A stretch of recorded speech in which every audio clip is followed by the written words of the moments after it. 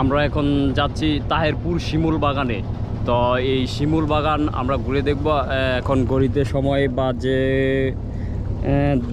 10:22 বাজে। তো 10:22 বাজে আমরা এরকমই টেকেরঘাট থেকে 10:10 দিকে আমরা নৌকা ছাড়ি।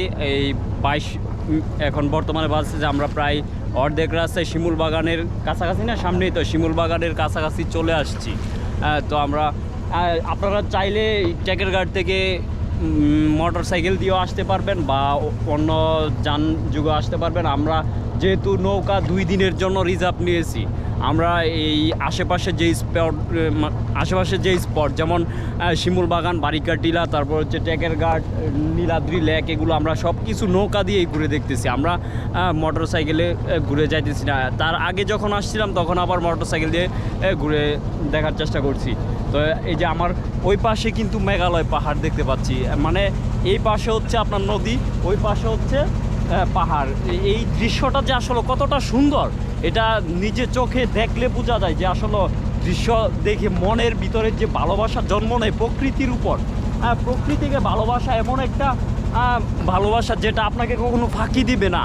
আপনি যে কাউকে ভালোবাসেন আপনাকে হয়তো বিন্দু পরিমাণ মাত্র হলেও ফাঁকি দিবে, কিন্তু এই প্রকৃতি আপনাকে কখনোই ফাঁকি দিবে না।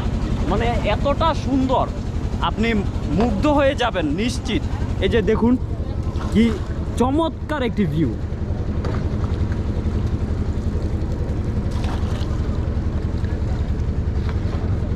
এই যে সামনে দূরে যে দেখতে পাচ্ছি আমরা শিমুল বাগানের দেখা, হ্যাঁ, তার এই সামনে হচ্ছে বারিকা টিলা।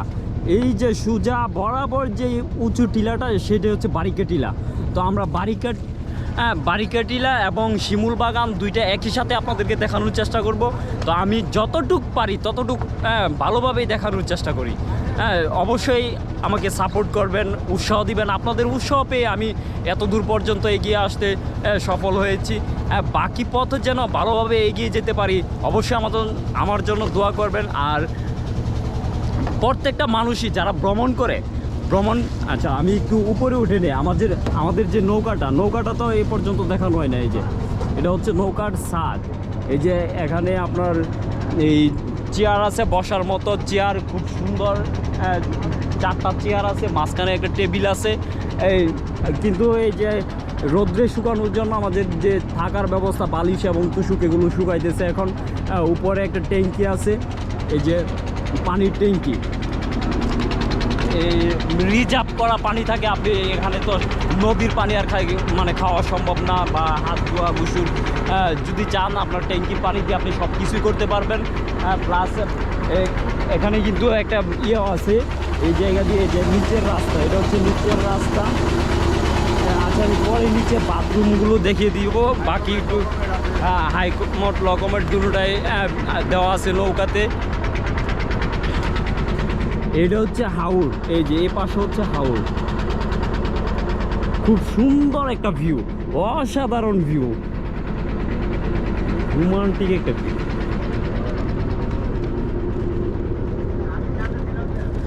এই